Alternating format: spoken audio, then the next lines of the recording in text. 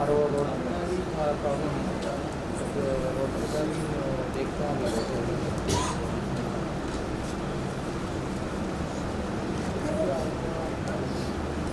پھر اس میں کنیکٹ کرنا ہے، پھر آپ ہاں فاتحہ.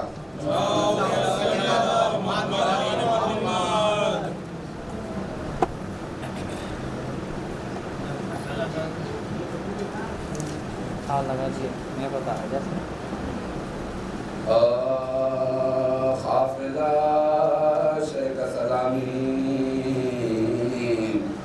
لب دریا اترا پر مقدم نائک پانی کا خطرہ، پر مقدم نائک پانی کا خطرہ اترا خلا کاجو کسی شہر میں نقشہ اترا مزرعی بولے زمین اچھے محلہ، مزرعی بولے زمین اچھے محلہ اترا منزل پہ اترتی تو سکینہ کہتی صاحبو دیکھو کدھر ہے میرا بابا، صاحبو دیکھو کدھر ہے میرا بابا اترا حافظہ شیخ سلامی.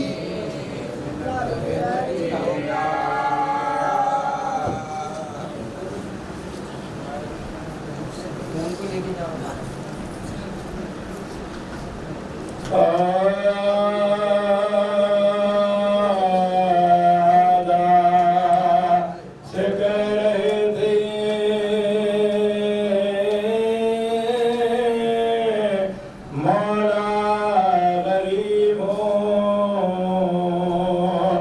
اللہ کے حبیب کا یارو حبیب ایک دم میں دم نکلتا ہے اب قریب ہو زمیوں بے گناہ کا نصیبہ، بے گناہ کا نصیبہ جس کے کلمہ کو میں اس کا نوازا ہوں پانی ملا کے دبا کرو یار پیاسا، پانی ملا کے دبا کرو یار پیاسا کہتے تھے یہ حسین کی ایک زلزلہ ہوا، ساتوں قبر زمین کے ہلے آسمان ہلا، ناگہاں آئی فاطمہ زہرا کی یہ صدا، وقت نماز عصر کا نزدیک آ گیا، وقت نماز عصر کا نزدیک آ گیا زندگی میں جو کیا تھا وہ وعدہ وفا کرو، جو کا رضا شکر کا رضا ادا کرو، جو کا رضا رخصت شکر کا رضا ادا کرو جب سنی حسین نے زہرا کی یہ صدا، خوف خدا سے کانپ گئے سرستا بابا، غش کھا کے فرش دین سے گرے با مصیبتہ، ہر دم سے نکلنے لگی چگر کی صدا، ہر دم سے نکلنے لگی چگر کی صدا سجدے میں سر تھا دھیان تھا اس کا ساز بڑا، وہ جلے گا سردر خاکی نیاز پر، ہوتے تھے سردر خاکی نیاز پر اس کا مہینے دور سے دیکھا یہ ماجرا، شمر لئی کو پاس بلا کر یہ تب کہا سمت رسول خاک پا بے ہوش ہے پڑا، کیا دیکھتا ہے وقت ایسا آئے گا، کیا دیکھتا ہے وقت ایسا آئے گا قدموں سے چھوڑ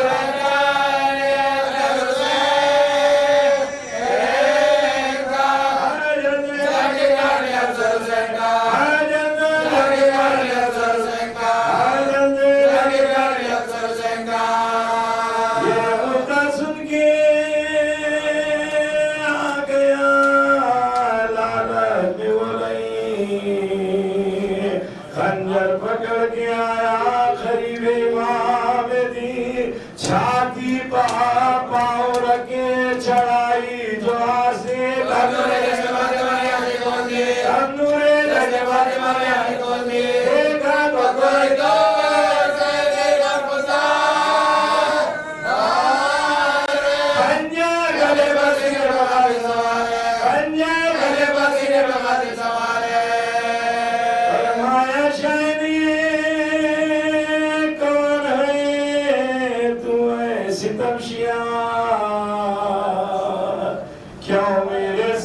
سینے پا کر ہوا سوار خنجر میرے گلے پر جو رکھتا ہے بار بار سمجھا ہے کہ سلام تجھے دکھانا سمجھا ہے کہ سلام تجھے دکھانا دیتا ہے رنج روح رسالت بنا کو کیوں دیوا کرنا ہے مجھے گناہ کو کیوں دیوا کرنا ہے مجھے گناہ کو اس پر بھی کچھ نہ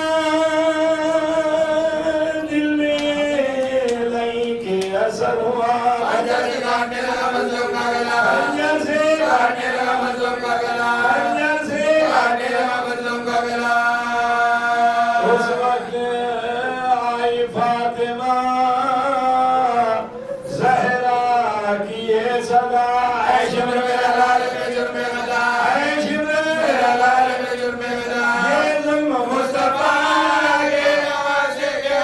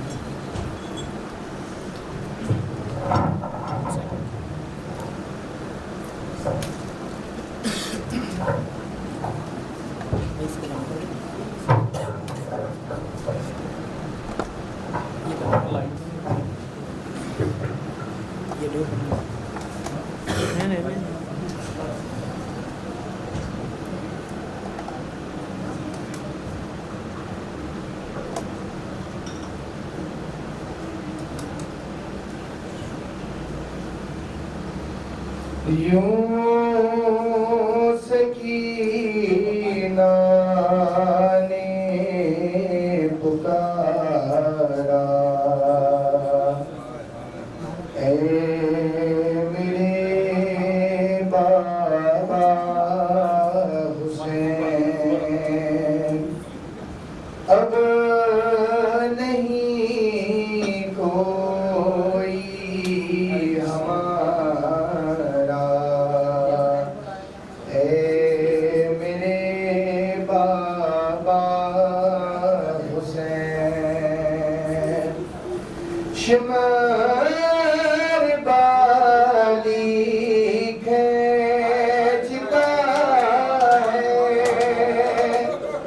کان سے آ جائیے شمر بالی کھینچتا ہے کان سے آ جائیے آئیے اب تو خدا اے میرے بابا حسین رات ہوتی ہے برستی اس سے پر دیکھیے ہے پھٹا کرتا ہمارا ہے پھٹا کرتا ہمارا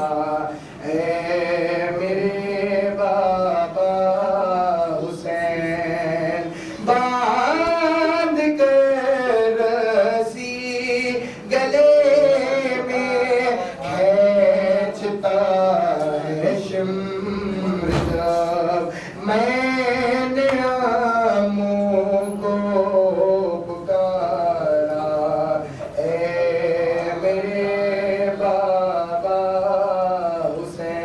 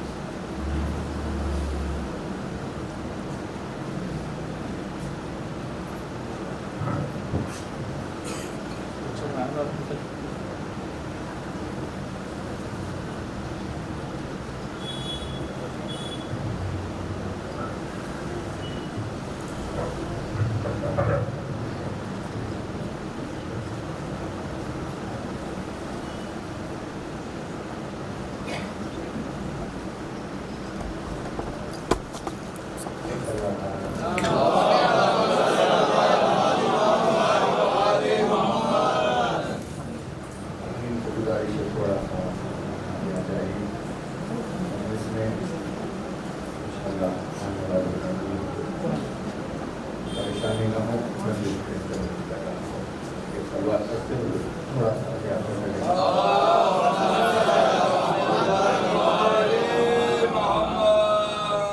ایک اور بدل کریے۔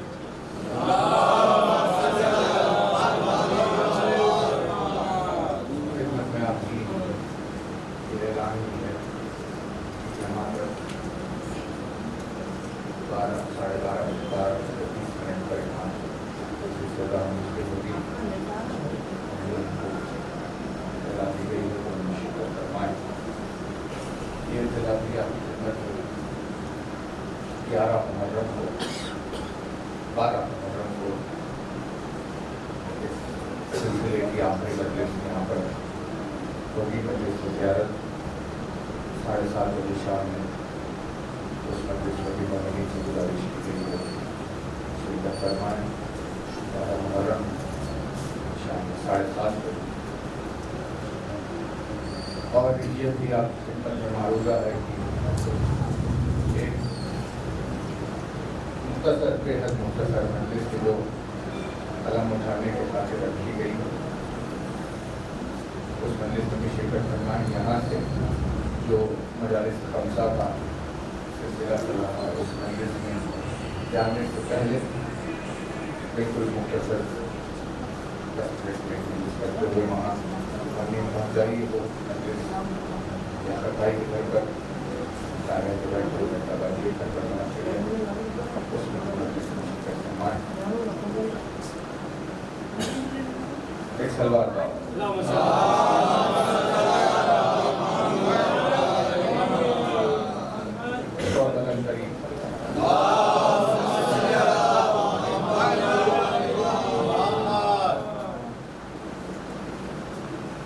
لا حول ولا قوة إلا بالله العلي العظيم۔ أعوذ بالله من الشيطان اللعين الرجيم، بسم الله الرحمن الرحيم۔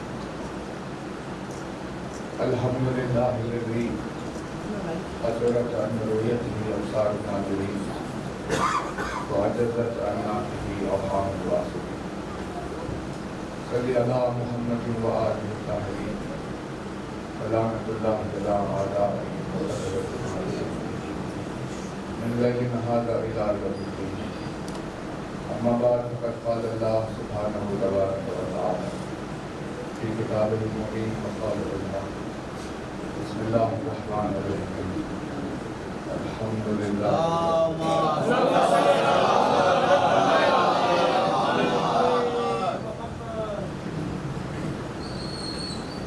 فرمایا صاحب اعظم الدرجات الفاتح نے فرمایا مالک معزز نما انداز فرمایا مولا کائنات امیر المومنین حضرت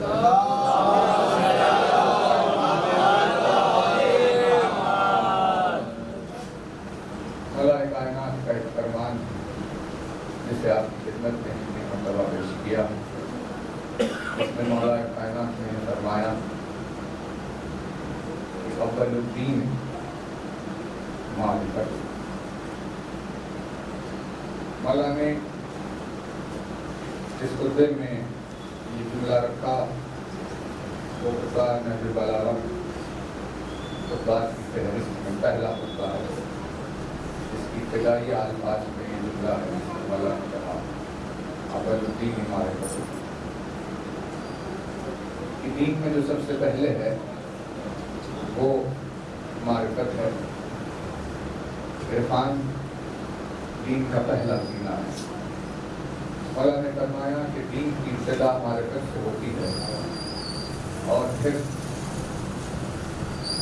ہوتے ہوتے اپنی انتہا کو پہنچتا ہے، لیکن جب تک معرفت نہ ہو اس وقت تک دین شروع بھی نہیں ہوتا۔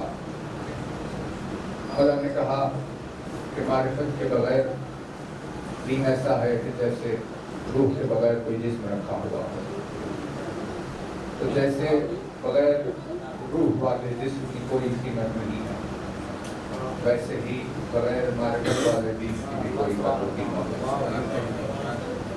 فرمایا کہ بنا معرفت کے دین اختیار کرنا یا عبادتیں انجام دینا ایسا ہے کہ جیسے کسی چراغ کو روشن نہ کیا گیا کا ایک چراغ ہے جس میں روشنی ہی نہیں ہے، کہنے کو وہ چراغ ہے لیکن بجھا ہوا ہے۔ تو جب کوئی چراغ بجھا ہوا ہو اس کی کیا قدر و قیمت ہے؟ ویسے ہی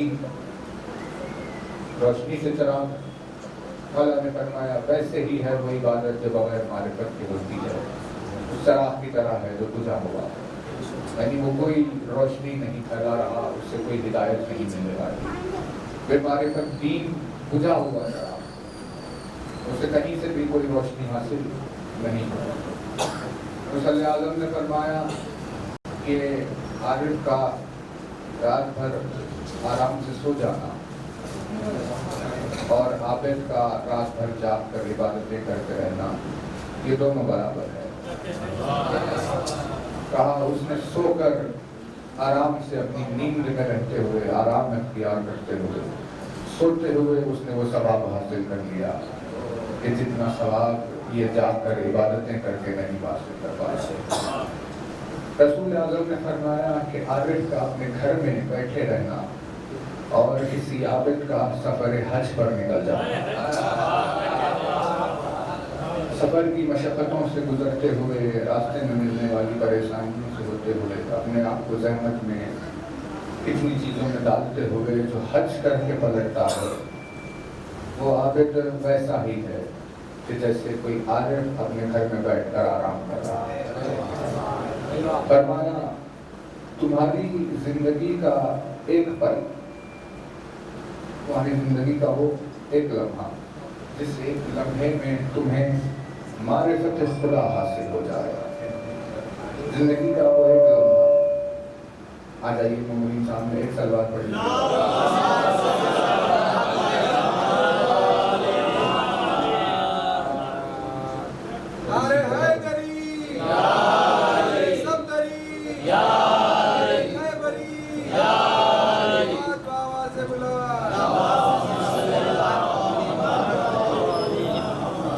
تھوڑی سی اور جگہ بنا دیں مومنین، ایک سلوات پڑھتے ہوئے پھر سامنے آ جائیے، تھوڑا سا اور سامنے آ جائیے، مائک میں بھی ڈسٹربنس ہو رہا ہے اس سے بھی ایک نظر دیکھ لیجیے، تھوڑا سا آپ اور آگے آ جائیے، تھوڑی جگہ بن جائے تو وہاں بھی بیٹھ جائیں گے مومنین، یہاں بھی کچھ جگہ موجود ہے، لہٰذا دوسروں کے لیے بھی جگہ بنا دیجیے، ایک سلوات بار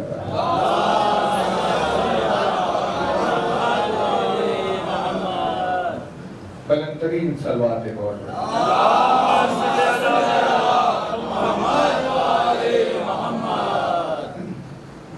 جو ہے نا، فرمایا مرسل اعظم نے، مولا کائنات نے فرمایا کہ تمہاری زندگی کا وہ ایک لمحہ جس ایک لمحے میں تمہیں معرفت خدا حاصل ہو، وہ ایک لمحہ۔ اب علی نے اپنے اس قول میں کسی کی زندگی کا تعین نہیں کیا کہ وہ 50 سال کی زندگی ہے یا 60 سال کی ہے، وہ 80 سال والی ہے یا 100 سال والی، چاہے وہ نوح کی 2500 سال کی زندگی ہی کیوں نہ ہو۔ اللہ نے کہا کہ کتنی بھی تمہاری زندگی ہو، کتنی بھی حیات ہو، کہا وہ ایک لمحہ جس ایک لمحے میں تمہیں اللہ کی معرفت حاصل ہو جائے، وہ ایک لمحہ جس ایک لمحے میں تمہیں اللہ کی معرفت حاصل ہو جائے، وہ ایک لمحہ تمہاری پوری زندگی کی عبادتوں سے افضل ہے، پوری حیات کی عبادتوں سے افضل ہے۔ ایک لمحہ وہ ہے کہ جس ایک لمحے میں تمہیں پروردگار کے دربار میں سجدہ کرنے کی وجہ حاصل ہو گئی، وہ ایک لمحہ جس ایک لمحے میں تمہاری عقل نے اسے پہچان لیا کہ وہ کیا ہے، تو فرمایا کہ ایک لمحے میں اس کا پہچانا جانا پوری زندگی کی عبادتوں سے افضل ہے۔ اور جو ہے نا کہ وہ ایک لمحہ جس ایک لمحے میں تم نے اسے پہچانا اور تمہاری زندگی بھر کی عبادتوں سے افضل ہے۔ اس سے بات سمجھ میں آئی، علی کے اس فرمان سے یہ راز کھل گیا کہ اللہ اپنی عبادت کرانا نہیں چاہتا ہے، بلکہ اللہ اپنی پہچان کرانا چاہتا ہے۔ اس سبب سے اس نے اپنی عبادتوں پر وہ ثواب نہیں رکھا جتنا اس نے ثواب اپنی پہچان پر رکھا ہے۔ اور وہی پروردگار عالم کی پوری پہچان اور اس کی پوری معرفت جب سمٹ کر علی کی ذات میں آ گئی ہے، اس سبب سے آپ کی ساری حیات کی عبادتیں ایک طرف ہو جاتی ہے، علی کی معرفت کا ایک لمحہ ایک طرف ہو جاتا ہے۔ ایک اور صلوات بارگاہ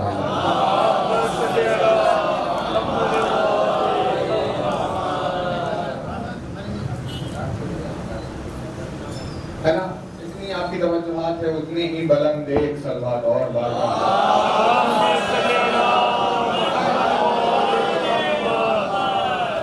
واضح تو ہو گئی، اس بات کا اظہار ہو گیا کہ اللہ کو اپنی عبادتوں کی اتنی خواہش نہیں ہے جتنی اسے اپنی پہچان کی خواہش ہے۔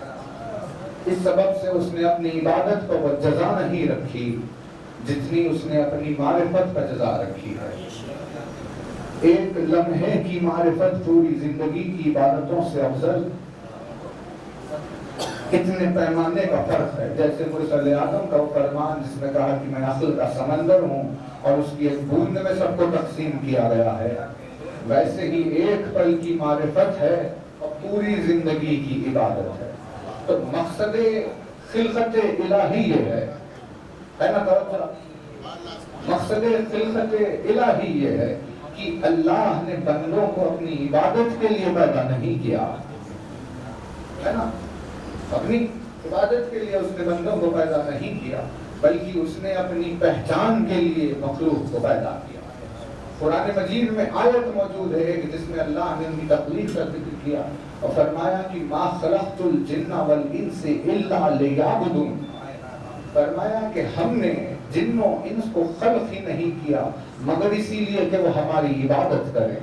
تو یہاں پر جہاں یعبدون استعمال ہوا ہے اس کے لیے امام نے فرمایا یہ یعبدون جو ہے وہ یعرفون کے معنی میں استعمال ہوا ہے، یعنی یہاں یعبدون لفظ استعمال ہوا ہے لیکن اس کے معنی عبادت کے نہیں معرفت کے لیے گئے ہیں۔ اب سوال یہ اٹھا کہ یہ کیسے ممکن ہے کہ کوئی اپنی پوری زندگی عبادت میں گزارے؟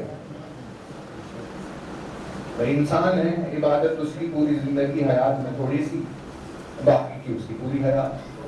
تو اب آپ نے اپنی زندگی میں تھوڑی عبادت کی اور باقی سب اپنی ذاتی زندگی جی گئے تو اپنی تخلیق کے، اپنے خلق ہونے کے مقصد سے بیکار ہو گئے، کیونکہ اللہ نے کہا ہم نے تمہیں خلق کیا اسی لیے تاکہ تم ہماری عبادت کرو۔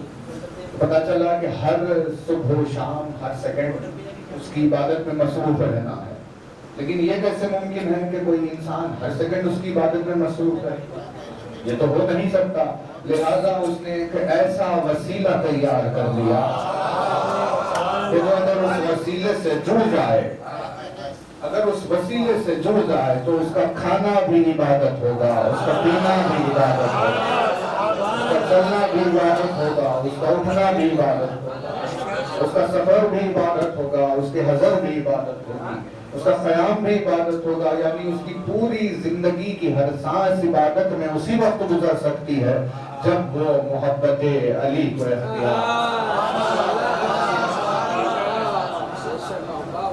اتنا زیادہ زور عرفان پر دیا مولا، کہا دیکھو یہ ہے معرفت، اس کے بغیر کیا ہے تمہاری جھولی؟ کچھ بھی نہیں ہے۔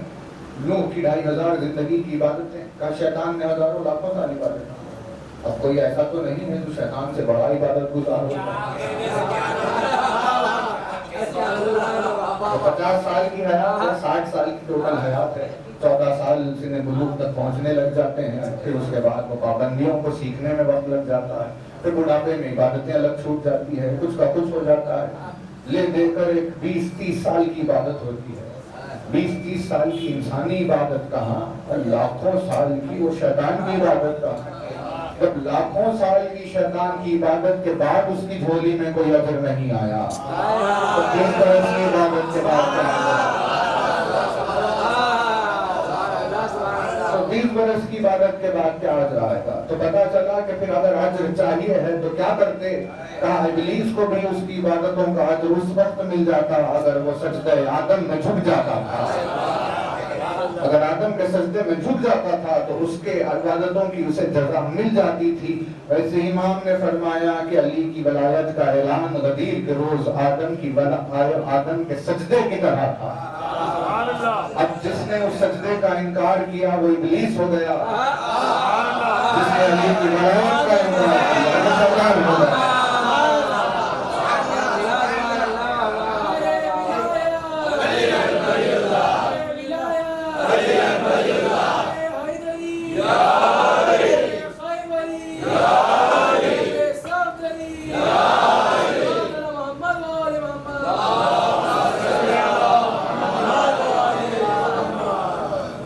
جو ابھی دیکھ کر گئے ہیں وہ آ جائیں, یہاں پر جگہ بن جائے گی آپ لوگوں کے لیے. ایک سلوات پڑھتے ہوئے تھوڑا سا فرش ادا پر آ جائے.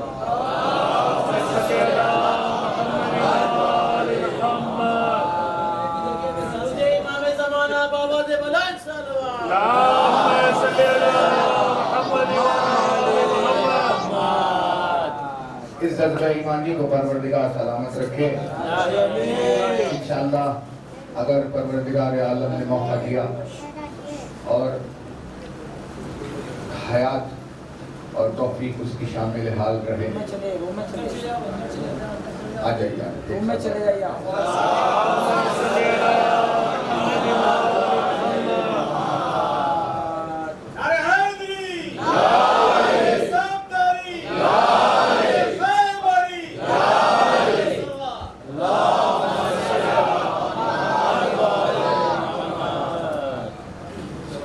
جو بھی مومنین آ رہے ہیں آ جائیے. اگر جائے گی اور خانے میں جگہ ہے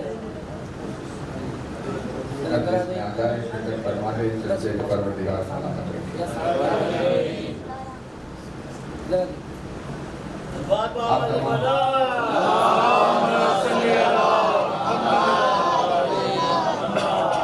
ایک اور بلند رکھے.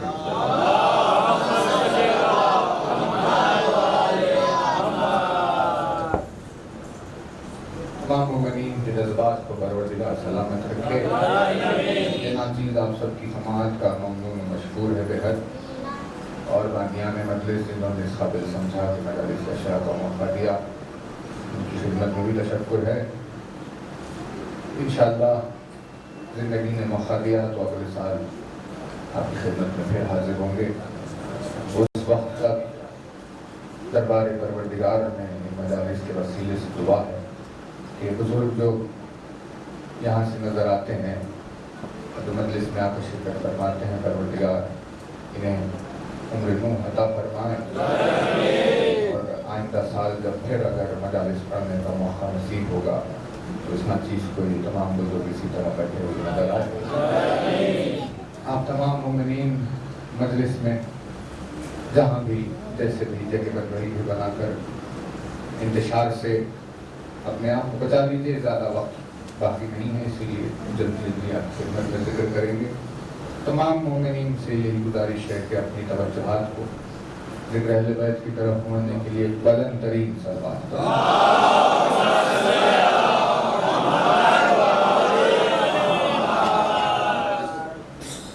تو بات واضح ہوئی کہ ایک محبت ایسی ہے کہ جس محبت کو وسیلہ نے اللہ نے وسیلہ بنایا, اور ایسا معجزہ مومن کی زندگی میں ہوا کہ اس کے اٹھنے بیٹھنے چلنے پھرنے کو عبادت شمار کیا جانے لگا. تو کیا کہیے اس ذات کی محبت کے, کیا کہیے اس ذات کے نام کے جو اگر کسی کی زندگی میں شامل ہو جائے تو اس کا قیام صلاۃ ہو جاتا ہے, اس کا سفر حج ہو جاتا ہے, اس کی زندگی ایمان ہو جاتی ہے, اور اس کی موت شہادت ہو جاتی ہے. کیا کہیے اس علی کی محبت کا جس نے انسان کو کہاں سے کہاں پہنچا دیا. تو یہ بات واضح ہوئی کہ اس کی محبت سے ہٹ کر کوئی طریقہ نہیں ہے کہ کوئی اپنی پوری زندگی عبادت میں صرف کر کے لگائے, اور جس نے اپنی پوری زندگی عبادت میں صرف نہیں کی اس نے اللہ کی خلقت کے مقصد کو معطل کر دیا. تو اللہ نے اپنی خلقت کے مقصد کو علی کی محبت کے ذریعے سے پورا کیا. جس نے اپنے مقصد کو محبت علی سے پورا کیا تو آپ اپنے مقصد میں اس کی محبت کے بغیر کیسے پہنچے؟ اس کا محبت علی کے ذریعے، اس کا مقصد محبت علی کے ذریعے سے چل رہا ہے نا، اس کا مقصد اس وسیلے سے گزر رہا ہے، تو آپ کا مقصد کیسے اس وسیلے کو چھوڑ کر آگے بڑھے گا؟ اتنا زیادہ زور عرفان پر دیا گیا، معرفت پر اتنا زور دیا گیا کہ آپ اپنی زندگی میں معرفت کریں۔ لیکن عجیب بات ہے کہ اس وقت جب امت رسالت مآب کے سامنے آئی اور امت نے یہ سوال کیا یا رسول اللہ کہ آپ نے اتنی محنتوں و مشقتوں سے ہمیں کہاں سے کہاں پہنچایا، ہم کیا تھے اور کیا ہو گئے؟ جاہلیت کو علم میں بدلا، نادانی کو معرفت میں بدلا، نجاستوں کو طہارت میں بدلا، کیا کیا چیزیں انجام نہیں ہوئی، اتنا بڑا معرکہ آپ نے انجام دیا، کیا کوئی ایسی چیز ہے جو اس کے بدلے میں ہم کر سکتے ہیں؟ کیا کوئی ایسی چیز ہے کہ جو آپ کی محنتوں کا بدلہ بن سکتی ہے؟ ہم اگر کچھ کرنا چاہیں اپنی طرف سے تو کیا ایسا کچھ ہے جو ہم کر سکتے ہیں؟ تو جہاں اپنی پوری زندگی میں معرفت کا اتنا زور دیا، لیکن اس دن رسول اعظم نے معرفت کا ذکر ہی نہیں کیا، اور فرمایا کہ دیکھو اگر تم اجر رسالت میں کچھ دینا چاہتے ہو تو میرے گھرانے سے مودت اختیار کرنا، میرے گھرانے سے مودت اختیار کرنا۔ تو اب سوال یہ اٹھا کہ یا رسول اللہ اتنا زیادہ معرفت پر زور دیا گیا ہے تو پھر اجر رسالت بھی معرفت کو ہونا چاہیے تھا کہ اجر رسالت یہ ہے وہ جو ہماری معرفت حاصل کرے، لیکن آپ نے معرفت پر اتنا زور دینے کے بعد اجر رسالت کا جب سوال آیا تو مودت کو قرار دے دیا۔ جب نے کہا کہ معرفت کے بغیر دین ہی شروع نہیں ہوتا تو پھر اجر رسالت معرفت کیوں نہیں ہے، وہ مودت کیوں ہے؟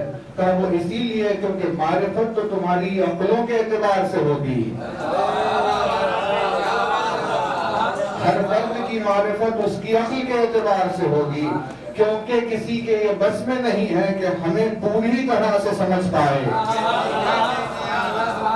کسی کے بس میں یہ بات نہیں ہے کہ وہ ہمیں سمجھ پائے، اسی لیے اجر رسالت معرفت کو قرار نہیں دیا گیا۔ کہا اگر معرفت قرار دے دیا جاتا تو وہ عقل کیا کرتی جنہیں کچھ سمجھ میں نہیں آتا؟ کہا کیونکہ ہمارے انوار تمہاری عقل سے بلند اور سمجھ سے آگے ہیں، اسی لیے ہمیں سمجھنے کی کوشش نہ کرنا، جتنا تم نے سمجھا ہے وہ تمہاری بھلائی ہے، لیکن جہاں عقل کام نہیں کر رہی ہے وہاں سے مودت کو اختیار کرنا،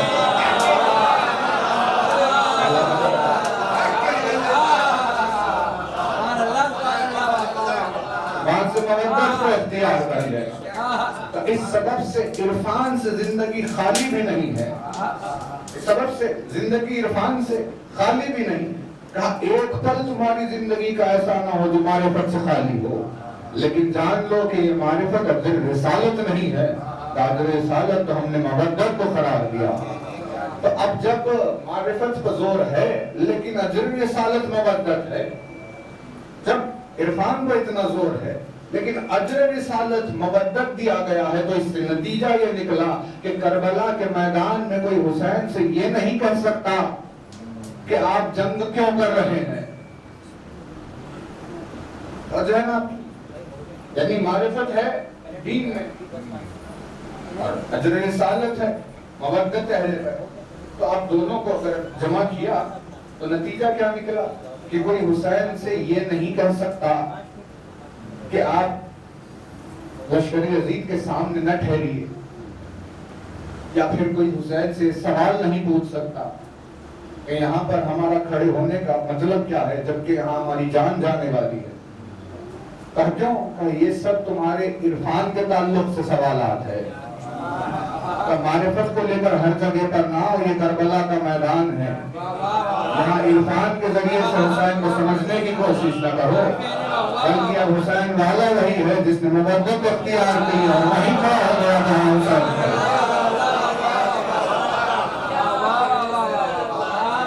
اور وہی کھڑا ہو گیا جہاں حسین کھڑے ہوئے ہیں۔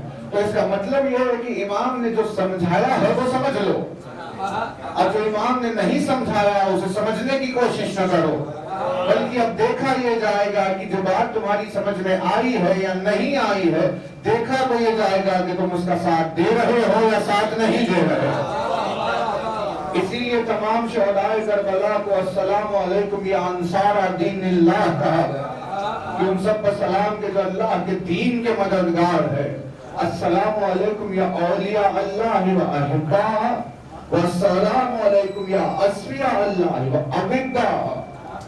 کہا وہ جو اللہ کے ولی ہے اور محبت کرتے ہیں، جنہیں اللہ نے چنا ہے اور محبت کرتے ہیں۔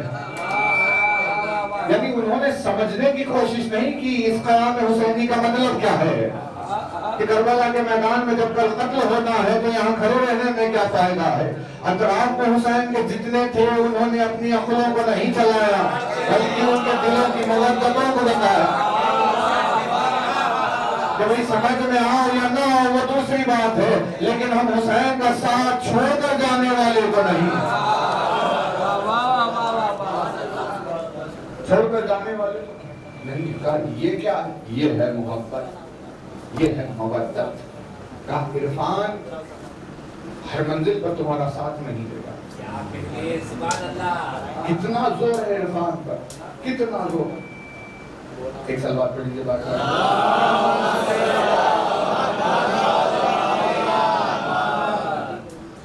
آواز واضح ہے مومنین پر؟ شاید اگر کوئی مائک کی خرید میں آ گیا ہے وہاں باہر تو تھوڑا سا دیکھیں، احتیاط رکھیے۔ ایک سلوات اور باواز۔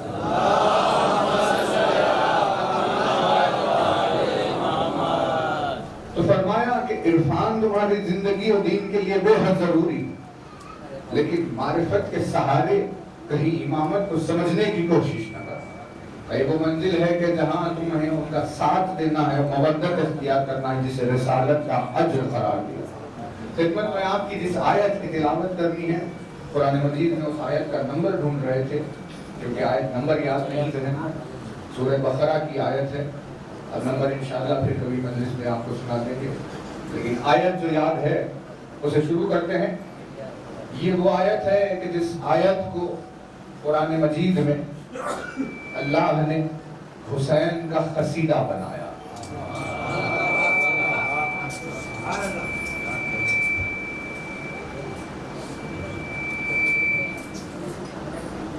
نہیں اس طرف سے نہیں، شاید وہاں سے نعرہ صلوات۔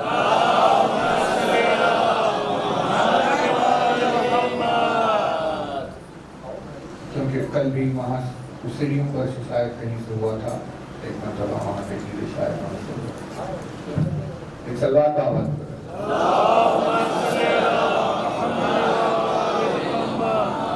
ایک اور بلند ترین سلوات۔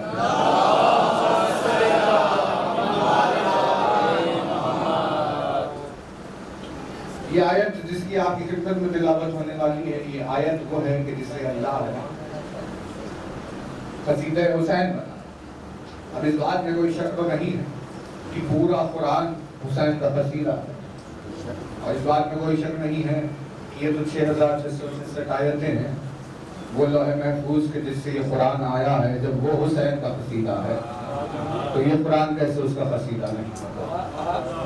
لیکن جس اعتبار سے اللہ نے ترتیب دی ہے آیت کی، یہ وہ آیت ہے کہ جو عاشور کے روز حسین پر قصیدہ بنی ہوئی ہے۔ اللہ نے اپنے اس آیت میں معرکہ کربلا میں ہونے والی ان کامیابیوں کا تذکرہ کیا، اور اس کے بعد وہ کامیابی اس کے نزدیک کتنی عزیز ہے اللہ نے اس کا ذکر کیا۔ اور جس بات کو قرآن مجید میں اس نے پڑھا، یہ دیکھیے عزادار کے دل کی کیفیت و اس کا حال ہے کہ جسے اللہ نے فضائل بنا کر اتارا ہے، تو فضائل وہی ہے کہ جنہیں پڑھتے ہوئے عزادار کے دل بھر آتے ہیں، ان کی آنکھ سے آنسو نکلتا ہے۔ توجہ ہے آپ کی بہت زیادہ، کیونکہ جس پیمانے کا ذکر کیا ہے قرآن نے، وہ پیمانہ کسی بشر کے بس کی بات ہے، اور پڑھنے والے کو صاف علانیہ طور پر سمجھ میں آئے گا کہ جن آزمائشوں کا تذکرہ کیا جا رہا ہے ان آزمائشوں سے کوئی بھی انسان اپنی پوری زندگی میں کبھی نہیں گزرتا۔ روئے زمین پر آدم سے لے کر خاتم تک جتنے آ کر چلے گئے ہیں وہ سب یہی سمجھتے رہ گئے تھے کہ آخر اس آیت کی تفسیر کیا ہے، لیکن حسین نے ان کے سوال کی تشنگی کو دور کیا اور کربلا کے میدان میں بتایا کہ اس آیت کی تفسیر کا نام حسین ہے۔ اس سے واضح کیا اس آیت کو، ارشاد ہوا بسم اللہ الرحمن الرحیم وَلَنَبْلُوَنَّكُمْ، ارشاد ہوا وَلَنَبْلُوَنَّكُمْ، کہا اور ہم آپ کو ضرور آزمائیں گے، ہے نا؟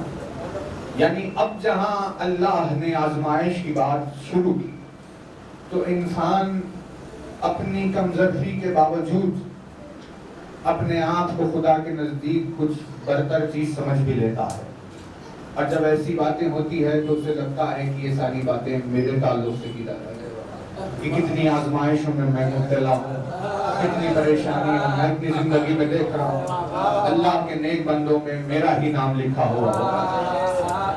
کہا سرکار یہ کوئی آزمائش کہاں ہے، یہ کوئی مصیبت کہاں ہے؟ یعنی مولا نے دیکھیے کیا نسخے علی نے بیان کیے ہیں، کوئی اپنی زندگی میں دیکھیں کہ علی نے کیا تحفہ عطا کر دیا ہے تو اسے سمجھ میں آئے گا کہ اس دنیا کی کیا حقیقت ہے، کیا اوقات ہے۔ مولا نے فرمایا کہ تمہارے دل میں تکلیف ہوتی ہے اس وقت جب اس میں لمبی امیدیں جگی ہوئی ہو۔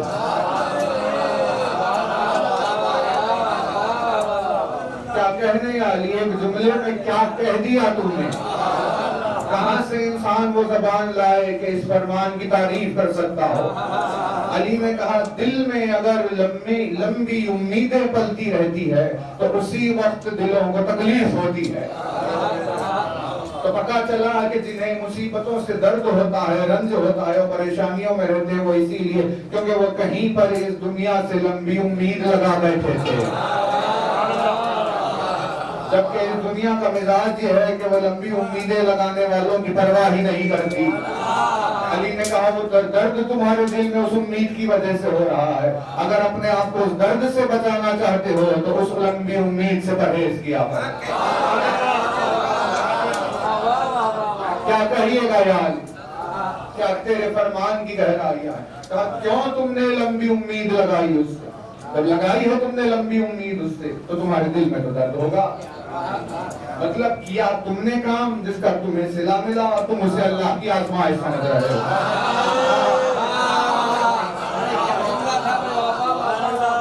یہ تو وہی بات ہے کہ جنگل کے باہر لکھا ہوا تھا کہ دیکھو اندر نہ جائے شیر مل سکتا ہے، ہو سکتا ہے وہ آپ پر حملہ کر سکتا ہے، اس چیز کو دیکھ کر پڑھنے کے باوجود بھی آپ گئے، شیر کا سامنا ہو گیا، جب اس نے حملہ کیا تو آپ کہہ رہے ہیں اللہ کی آزمائش ہے، کیا کیا جب خدا کی آزمائش نہیں ہے یہ آپ کی بے وقوفیوں کا پھل ہے۔ ایسے ہی اگر دین میں اتنی پریشانی آج ہو رہی ہے تو یہ اللہ کی طرف سے آزمائشیں نہیں ہیں، آپ کی غلطیوں کا بدلہ ہے جو دیا جا رہا ہے۔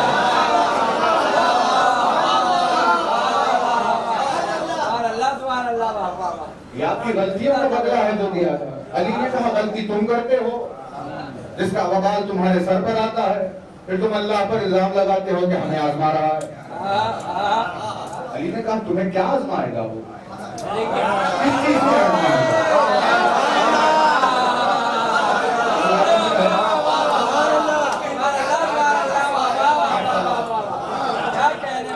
انسان اب اتنا بڑا ہو گیا کہ اللہ کی آزمائش کا حصہ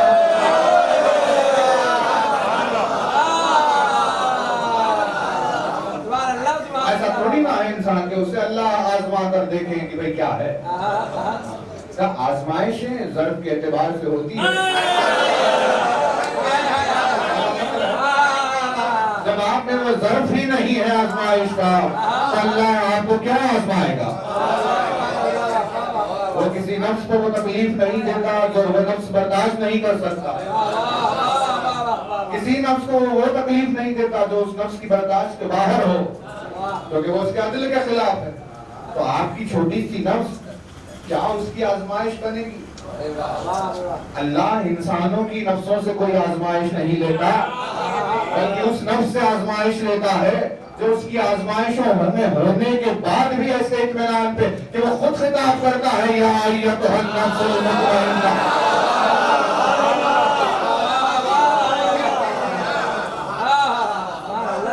وہ پھر خطاب کرتا ہے یا ایتھا النفس المطمئنہ.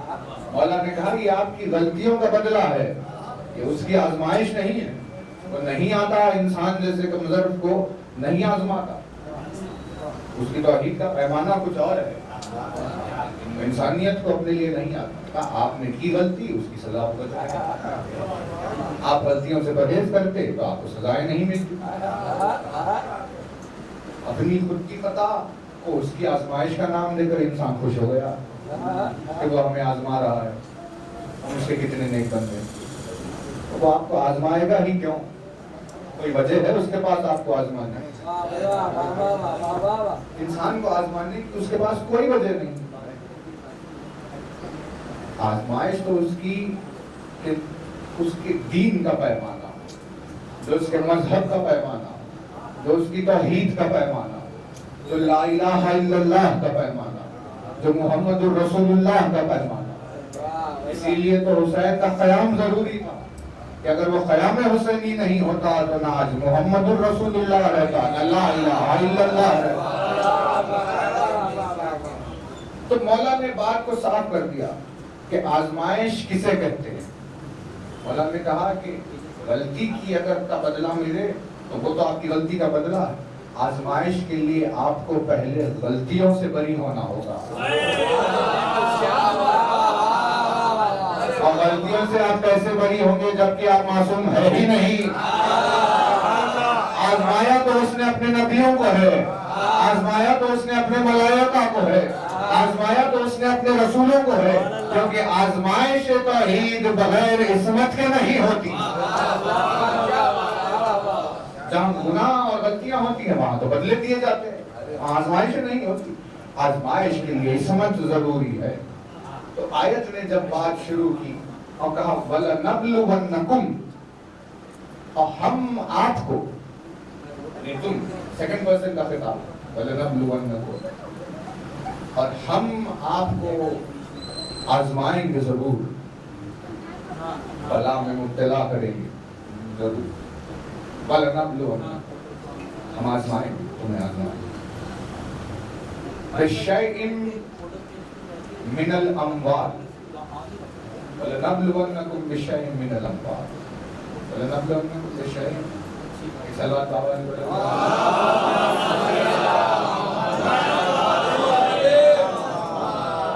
ایک اور بلند ترین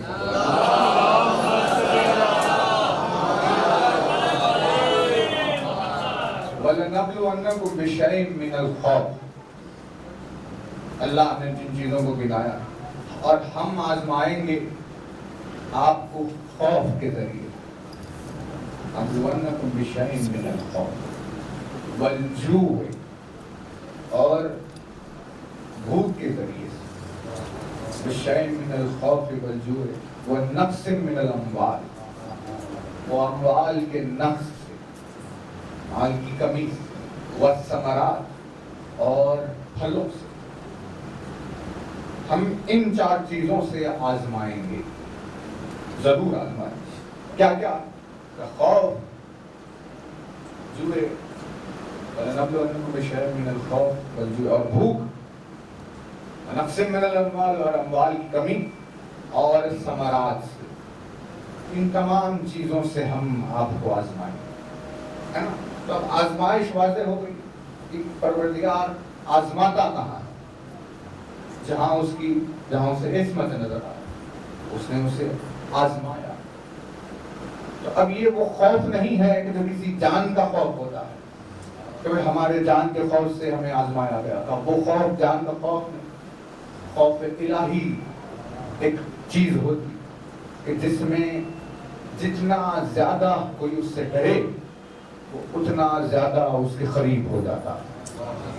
مولا نے فرمایا انسان مخلوق ہے ایسی کہ جب کسی سے ڈرتی ہے تو اس سے دور چلے جاتی ہے، لیکن جب اللہ سے ڈرتی ہے تو اس کے قریب آ جاتی ہے.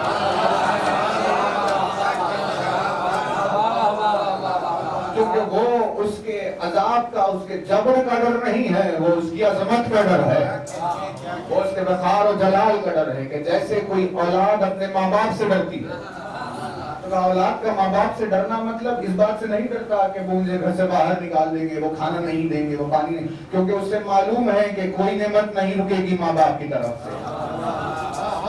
کیونکہ وہ اولاد ہے، وہ ماں باپ ہے، وہ اسے پالتے ہیں. تو پتا چلا کہ وہ خوف نہیں ہے اس بات کا. پھر کس بات سے ڈرتے گا؟ اس بات سے کہیں کہ ہمارے والدین ہم سے ناراض نہ ہو جائے، ہے نا. تو یہ مطلب یہ ناراضگی کا ڈر ہے. اسی لیے مولا نے کہا کہ جو اللہ سے ڈرتا ہے وہ اس کے قریب چلا جاتا ہے، کیونکہ اسے راضی کرنے کی کوشش کرتا ہے. کہا ہم آپ کو آزمائیں گے خوف کے ذریعے سے، خوف الہی کے ذریعے سے. ہم آپ کو آزمائیں گے بھوک کے ذریعے، ہم آپ کو آزمائیں گے نقص من الاموال سے اور ثمرات سے. ثمرات کے معنی میں پھل جو ہے، پھل کے معنی میں لیے گئے اولاد بھی، رشتہ دار بھی، ساری چیزیں. مطلب اولاد سے آزمائیں گے، بھائی سے آزمائیں گے، بہن سے آزمائیں گے، بھانجوں سے، بھتیجوں سے، ان سب سے ہم آپ کو آزمائیں. تو اس آیت کی ابتدا نے واضح کر دیا کہ یہ کس کی آزمائش کی بات چل رہی ہے نا.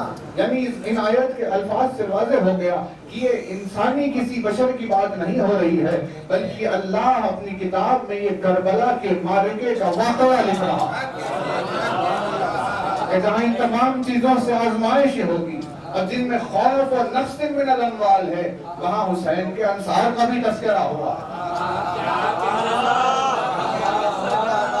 وہاں حسین کے انصار کا تذکرہ ہوا. یعنی خوف کون سا؟ اب حسین کو کس بات کا خوف؟ حسین کو کس بات کا خوف؟ عالمین کے لیے پانچویں وجہ کتنی دور گئی ہے. وہ پانچویں وجہ کتنی دور، یعنی کیا رتبہ، کیا مرتبہ.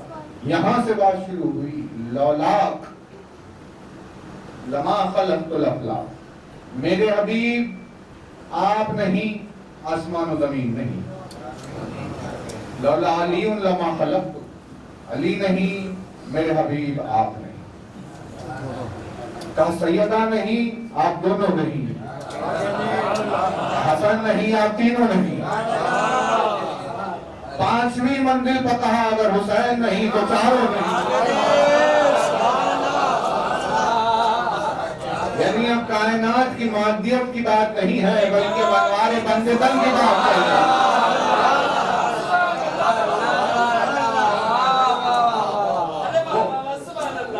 وہ مقدس حسین کی ذات، کس بات کا خوف؟ لیکن ہم تمہیں خوف سے آزمائیں گے. کہا اس میں اللہ نے ان کے انصار کو شامل کیا ہے کہ جو اس بات سے ڈرتے تھے. حبیب ابن مظاہر، سعید و زہیر، حر اور کتنے جتنے موجود ہیں، ایک سے بڑھ کر ایک بہادر جو دنیا پر ٹوٹ پڑے. کہا اتنے بڑے شجاع ہیں آپ، ڈرتے کس بات سے ہیں؟ اتنی بڑی شجاعت رکھتے ہیں، کس بات سے ڈرتے؟ کہا ہم ڈرتے ہیں ناراضگی اور حسین سے. اللہ نے انہیں اس سے آزما لیا، اللہ نے انہیں نفس من الاموال سے آزما لیا. اور ثمرات کے لیے حسین کی ذات کا ذکر کیا جاتا ہے کہ اولاد حسین ہے، ہاں اصحاب حسین ہے، رانا ہے حسین کا بڑا. ان سب کو ہم ان تمام چیزوں سے آزمائیں گے. اب آزمائیں گے کہ ٹھیک ہے، اب ہوگا کیا؟ کہا فبشر الصابرین الذین، ہے نا توجہ؟ بس اس میں مجلس تمام ہے. فبشر الصابرین الذین، تو اے میرے حبیب اب آپ ان تمام آزمائشوں پر صبر کرنے والوں کو بشارت دیجیے. تو پتہ کیا چلا کہ جب آزمائش ہوتی ہے، بہت توجہ ہے آپ کی، کربلا نے کیا سکھایا ہے انسان کو اور انسان کیا زندگی جی رہا. واضح کر دیا کربلا نے کہ اللہ جب آزماتا ہے تو اس پہ کامیابی یہ نہیں ہے کہ اس سے دعا کرے کہ آزمائش ختم کر دے پروردگار.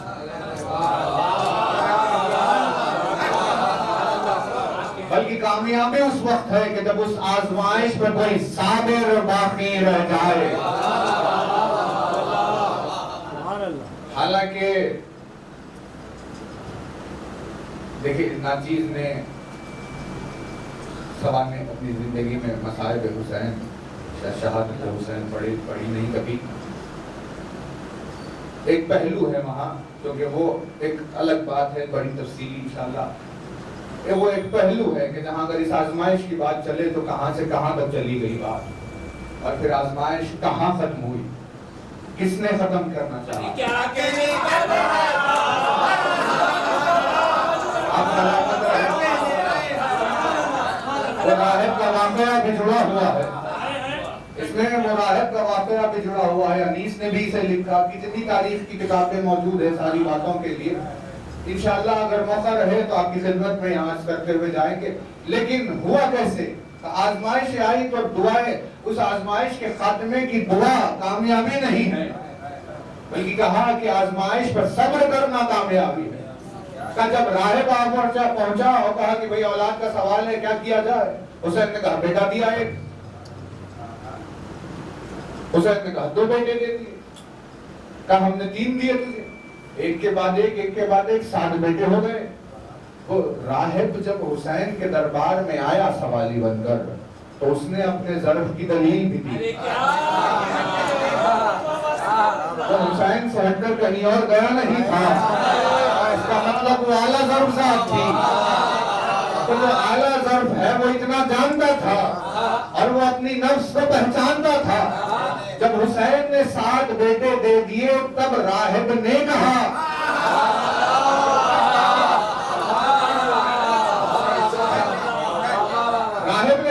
وہ اپنے نفس کو پہچانتا تھا کہ بھئی میں اولاد کو پالنا بڑا مسئلہ ہے, اولاد کی پرورش کرنا بڑا مسئلہ, اولاد کی صحیح تربیت کرنا ماں باپ کی کامیابی ہے.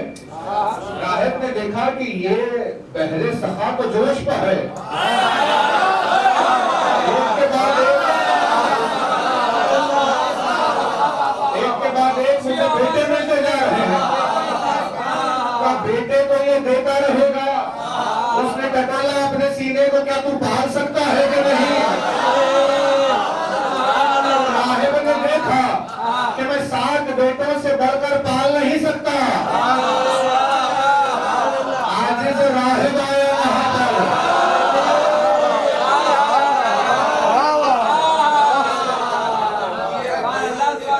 اس نے دیکھا کہ میں 7 سے بڑھ کر پال نہیں سکتا تو اس نے حسین سے کہا بس یا حسین. اس نے حسین سے کہا کہ بس جا.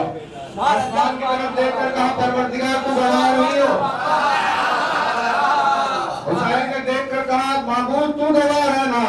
آج راہب نے بس کہا ہے.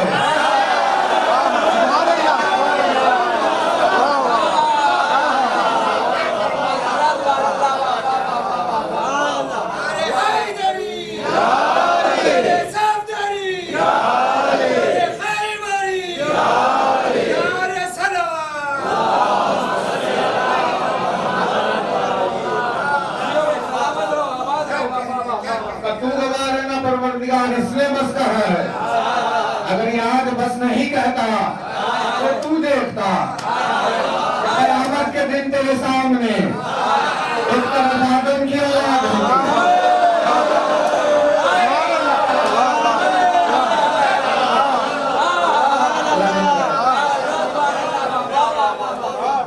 اور ایک طرف راہب کی اولاد.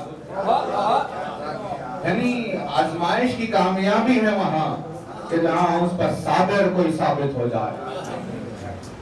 تو کہا کہ فبشر الصابرین الذین, اے میرے حبیب آپ انہیں بشارت دیجئے کہ جو ان آزمائشوں پر ثابت قدم ہو گئے, انہیں بشارت دی. ہے نا توجہ؟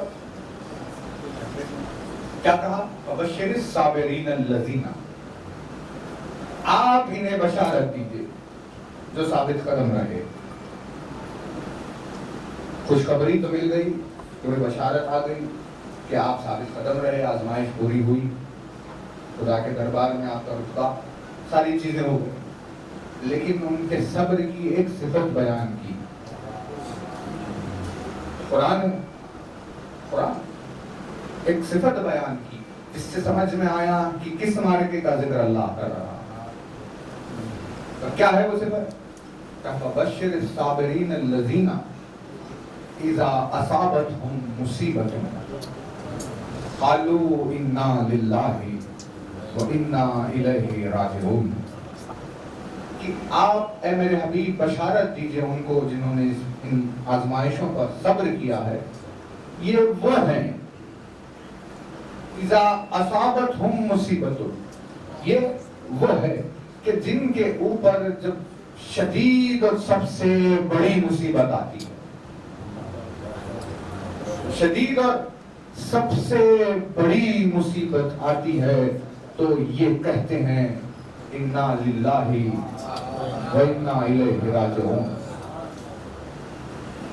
تو جب اس آیت کو غور سے دیکھا گیا تو اس آیت نے جس معرکے کا نقشہ کھینچا وہ ہے معرکہ کربلا. اور یہ کس وقت کی بات آیت کر رہی کہ اذا اصابتهم مصیبۃ قالوا انا للہ وانا الیہ راجعون. کس وقت کی بات آیت کر رہی ہے کہ جب ان پر شدید مصیبت، بڑی مصیبت، مصائب میں سب سے عظیم مصیبت جب ان پر ٹوٹ پڑ جاتی ہے تو اس وقت وہ کہتے ہیں انا للہ وانا الیہ راجعون. تو آپ کو مقاتل میں تاریخ یہ ملتی ہے کہ کلمات زبان حسین سے جاری ہوئے اس وقت جب قیام حسینی کی طرف چل رہے تھے اور چشمانہ حسین کی آواز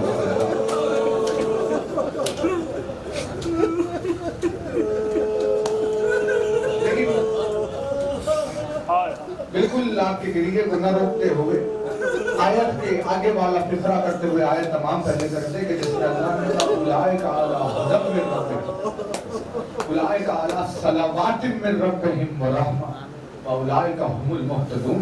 یہ آیت میں تمام کرتے کرتے اللہ نے کہا پھر آپ بشارت دے دیجئے انہیں جو یہ کرتے ہیں یہ وہ لوگ ہیں، یہ وہ لوگ ہیں کہ جن لوگوں پر ان کا رب صلوات پڑھتا ہے. اے حبیب آپ یہ کہیے کہ یہ وہ لوگ ہیں کہ جن کے اوپر ان کا پروردگار صلوات پڑھتا ہے. تو اب تفسیریں نکلی الگ الگ تو یہاں پہ انہوں نے بنا لیا کہاں سے انسان اس پیمانے کا ہو گیا کہ اس پر اللہ صلوات پڑھنے لگ جائے. آیت میں صلوات کا رب کی طرف سے پڑھا جانا اس بات کی واضح ترین دلیل ہے کہ یہ صلوات و سلام اس کی طرف سے صرف ذات حسین پر ہوا. اور یہ آیت انا للہ و انا الیہ راجعون یہ آیت ہے معرکہ کربلا کا تذکرہ کرتی ہوئی جس میں آیت نے اس وقت کو گنایا ہے کہ جس وقت حسین اپنی آغوش میں علی اصغر کو لیے آگے بڑھ رہے. پروردگار آپ کے جذبات کو سلامت رکھے.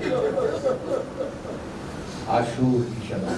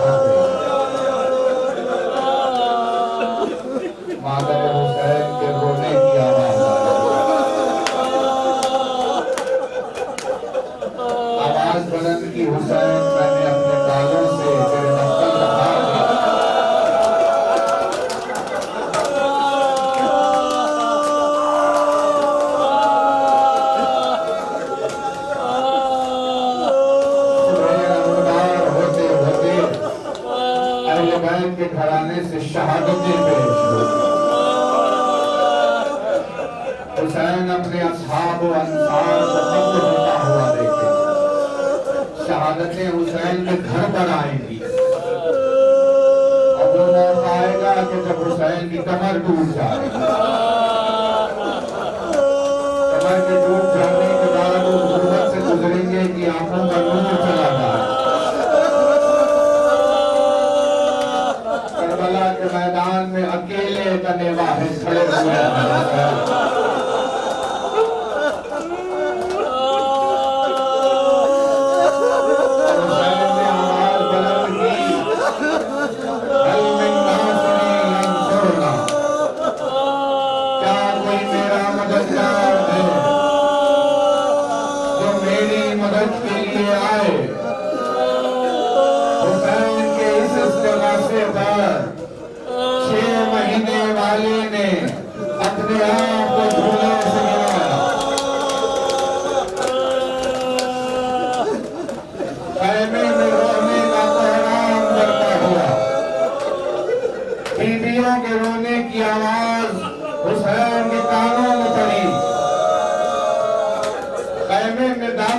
پوچھا کیوں روتے ہو؟ ابھی حسین زندہ ہے. کہا مولا آپ کی آواز اس جگہ سے آتا ہے. علی اکبر نے لبیک کہا. اللہ اس غریب کو ہزاروں سلام کہ تو اتنا غریب ہو گیا تھا کہ 6 مہینہ کا بچہ مدد کے لیے آگے لگ گیا.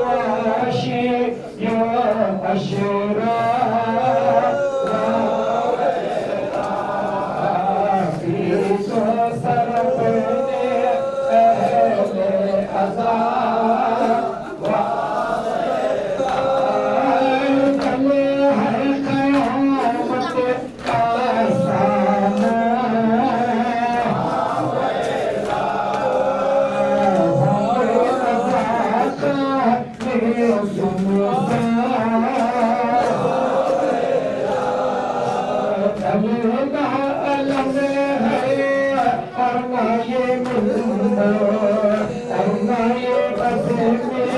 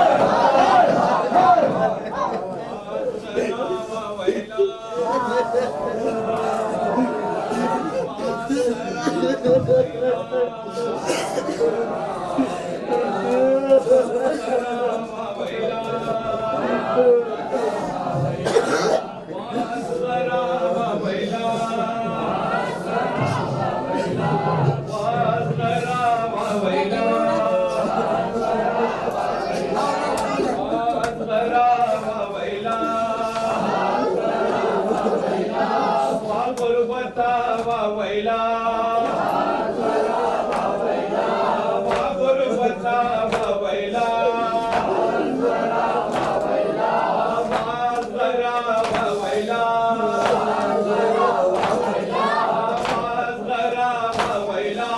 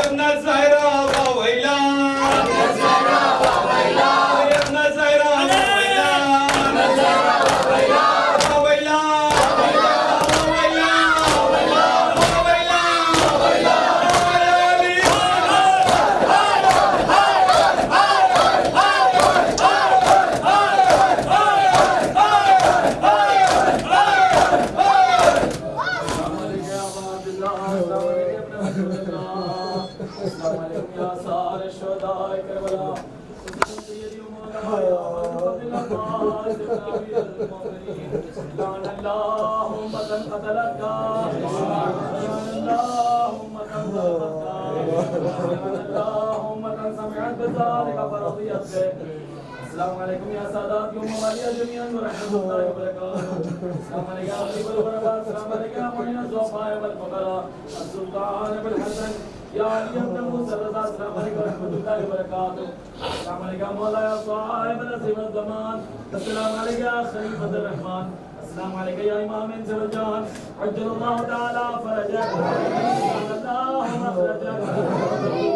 السلام علیکم ورحمۃ اللہ وبرکاتہ.